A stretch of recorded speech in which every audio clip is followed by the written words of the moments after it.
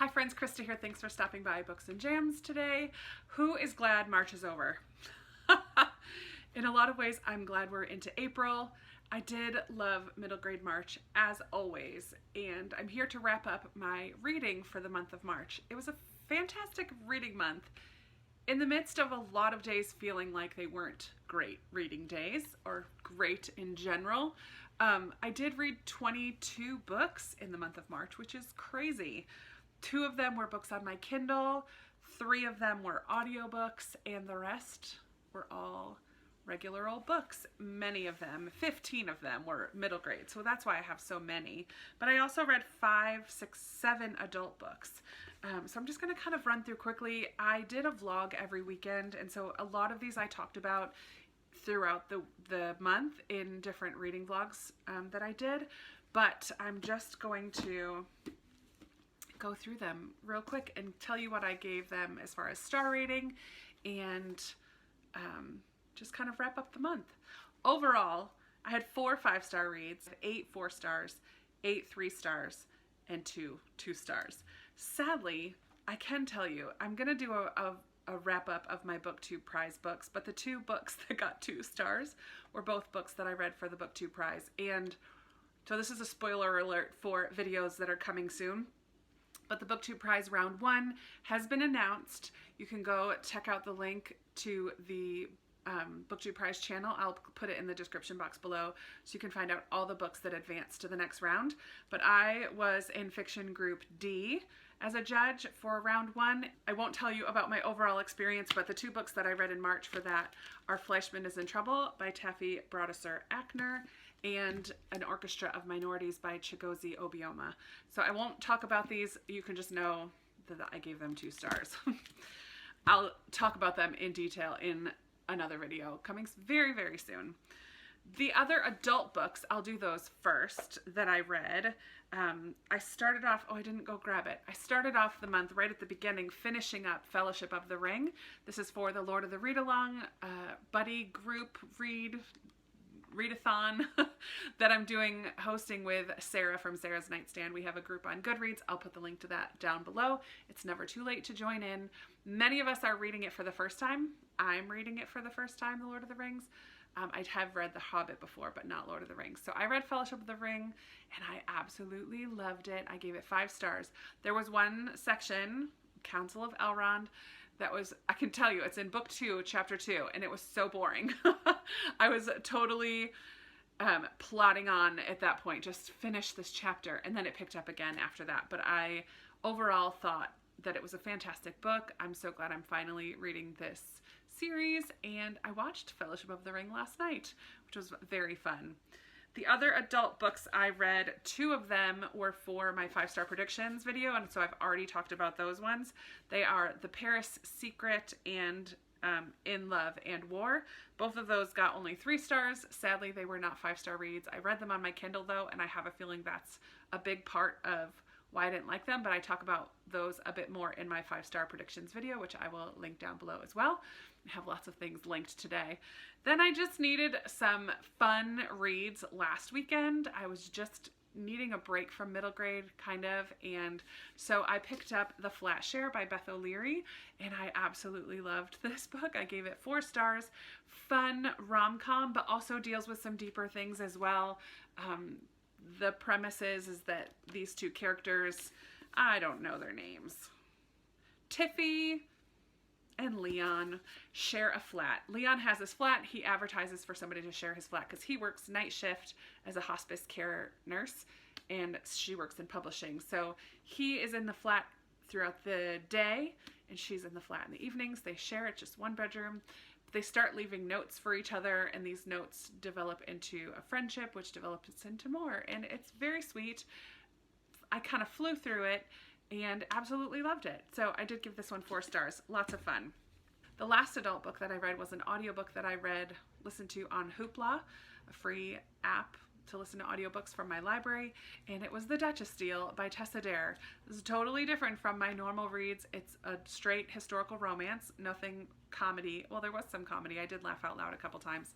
Strong female, lots of sexy time, Not my normal read, but it just was what I was in the mood for the other weekend. I did give it 3 stars. It's one that I was familiar with the title, and so when I saw it on Hoopla, I thought, why not?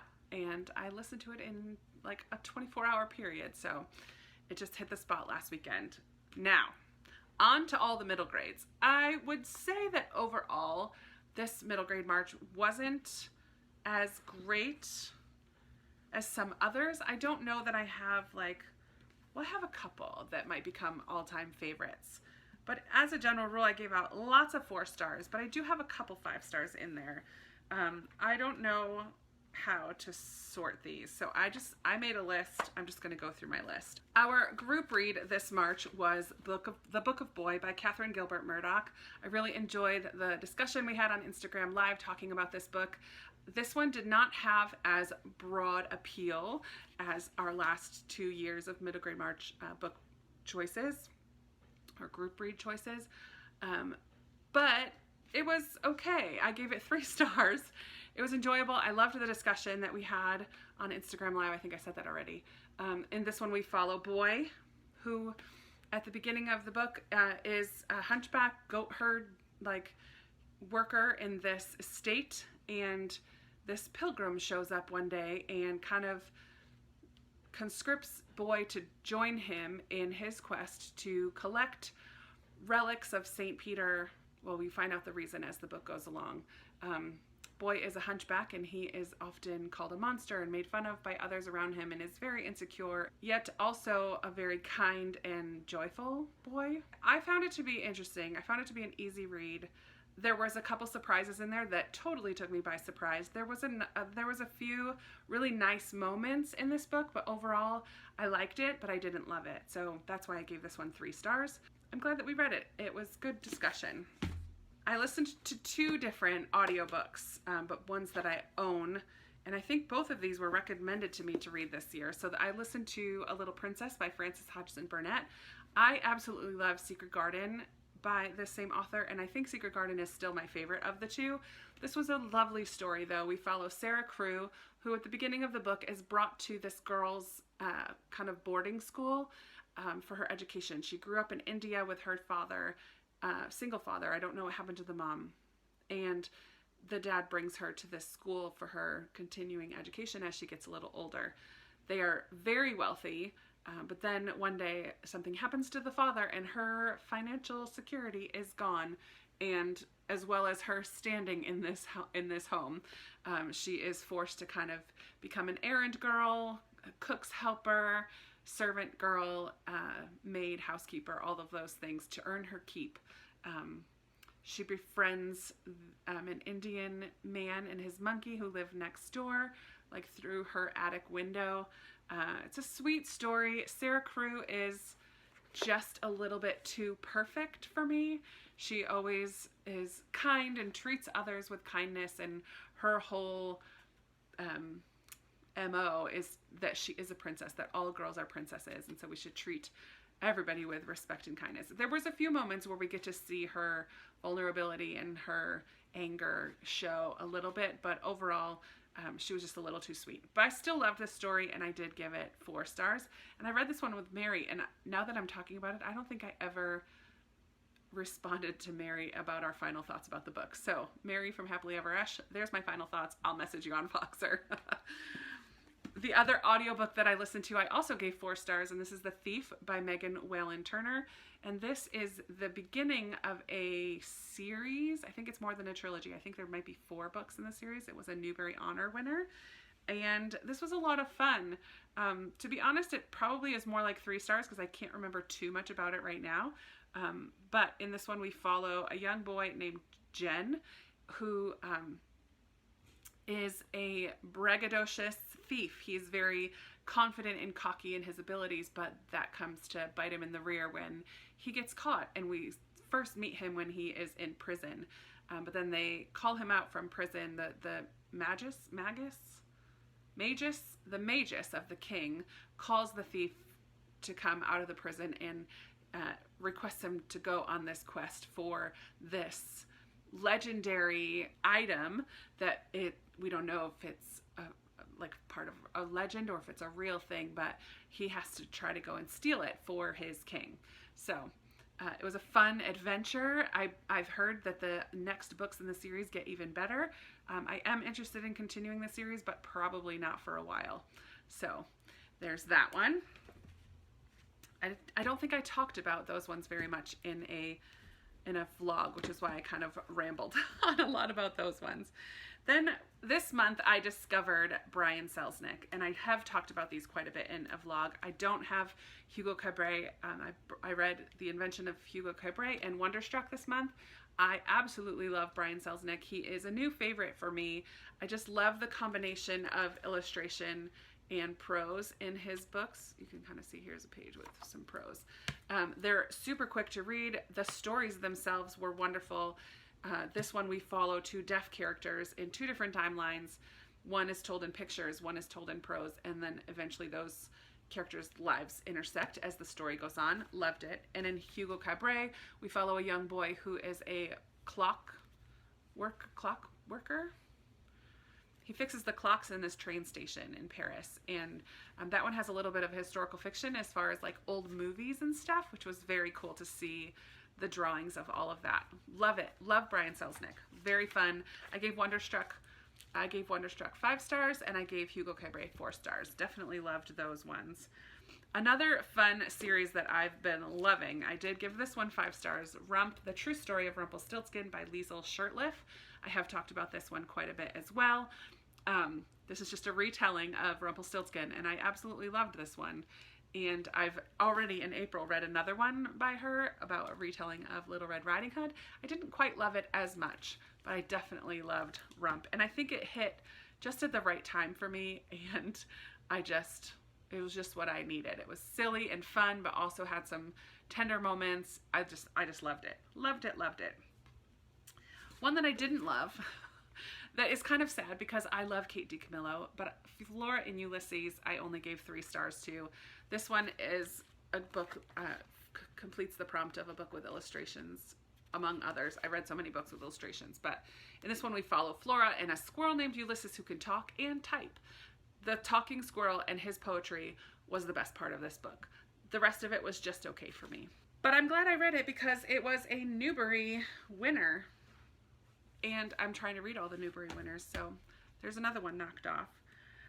Another one that I loved this month is an Newbery honor book that I have been wanting to read each middle grade March since we've started, and that's Where the Mountain Meets the Moon by Graceland.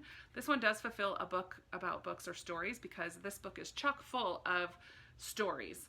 So many of the different characters tell these little fairy tale type stories, kind of like Aesop's Fables, where they each kind of have a meaning or pertain to some of the action that's going on. In this one we follow a young girl named Min Lee who lives with her mother and father, and they don't have very much. Her mother is often found to be complaining or sighing about their lot in life, and Min Lee runs away from home to seek the man in the moon to ask him how to increase her family's fortune.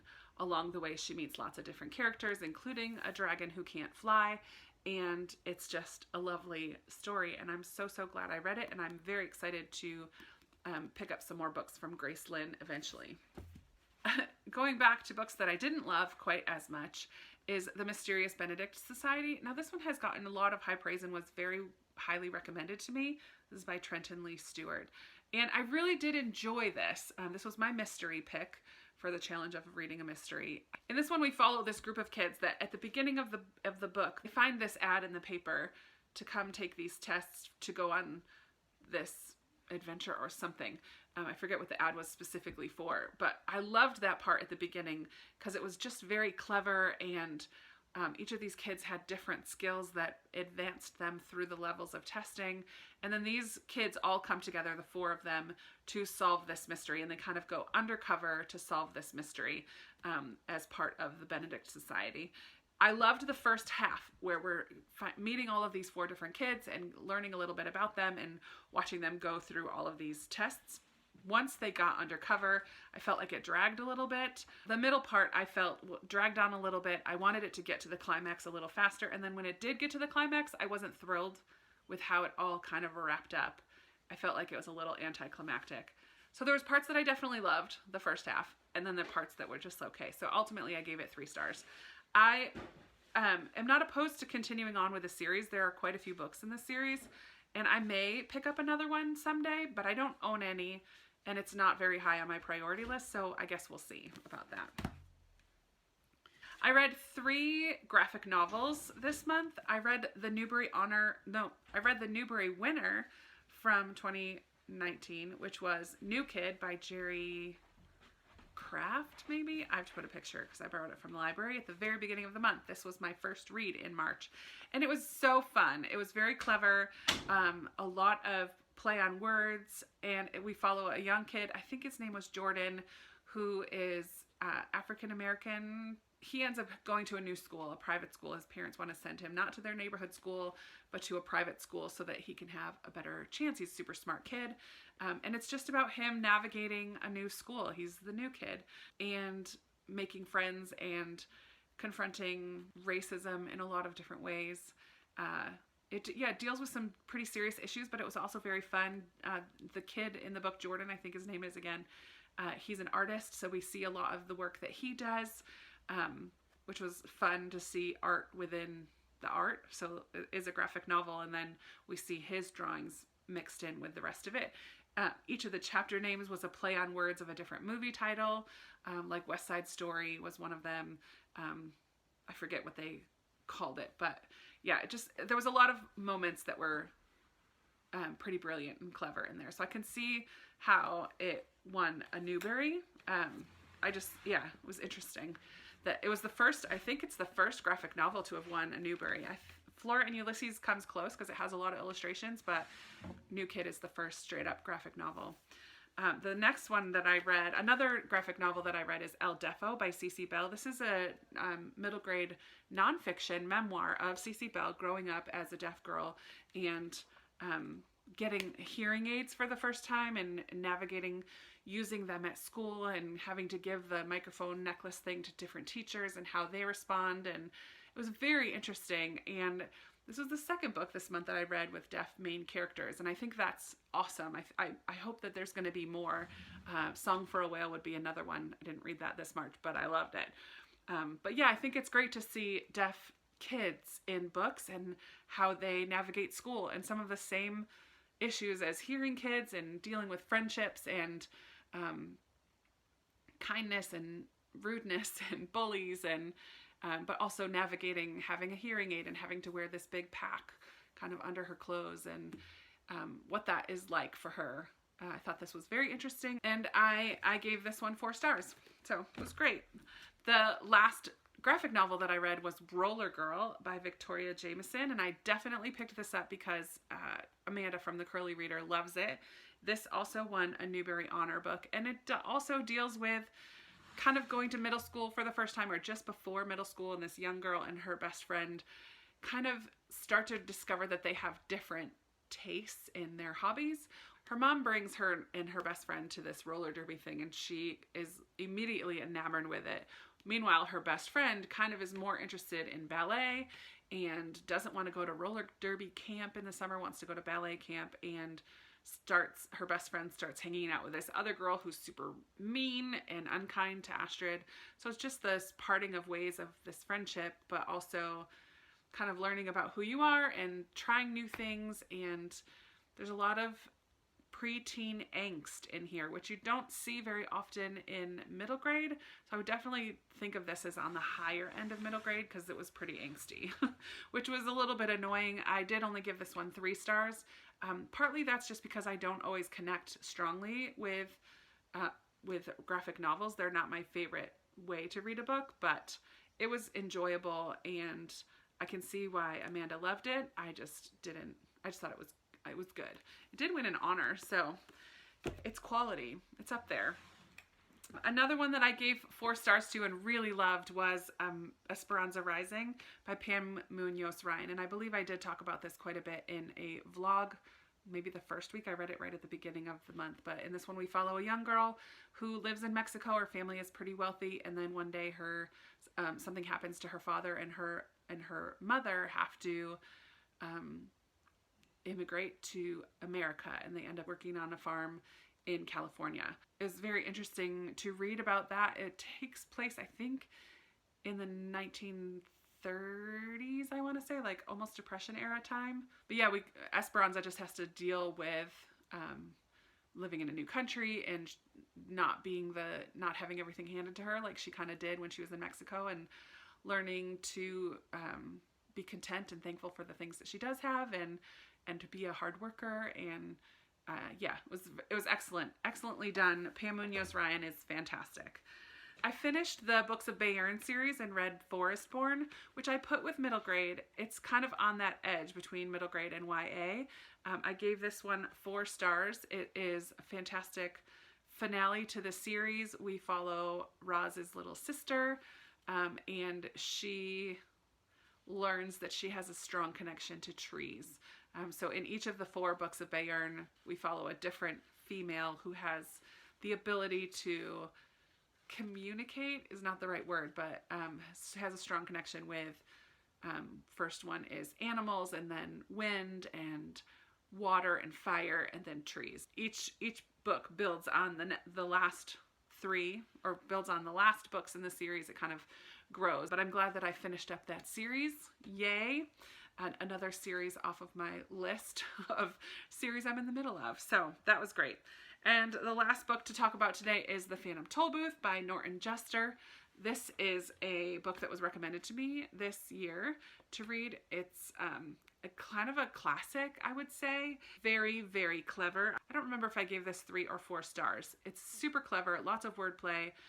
In this one, we follow Milo. A toll booth shows up in his room one day, and he goes through it and enters this world that's pretty magical, has a lot of different school subjects involved. So there are 2 kingdoms. One king is very into numbers and math, and the other one is very into words. And they are at odds with each other, and he needs to rescue the sisters Rhyme and Reason so that they can bring order back to this world. Along the way, there's a dog called Talk, and a lot of other characters, a lot of clever moments. I didn't feel much of anything when I read the book, which is why I think I ended up giving it 3 stars, is what I think.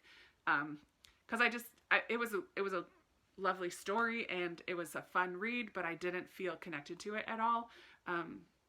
Didn't really care what happened. So, but it was still good, and I could recognize that it was a clever book, and so I'm glad that I read it. That's it. 22 books, and I think I talked about them more than I wanted to, but we're at 26 minutes, which means I didn't talk more than a minute or so for each one, which is great. So I would love to hear from you. What was some of your favorite reads from March? Also, if you have a favorite middle grade that you loved, please let me know. I'm always up for more middle grade recommendations. Let's chat below about these books or about anything else. You guys know I love talking to you down in the comments. Be sure to give this video a big thumbs up if you liked it. Subscribe if you haven't already. Check out all the links down there. There's all kinds of links down there for other videos and my Amazon wish list and finding me on Goodreads, all the things that you need to know or might want to know or never knew that you needed to know. They're all down in the comments below. And I will talk to you in another video very soon. Bye.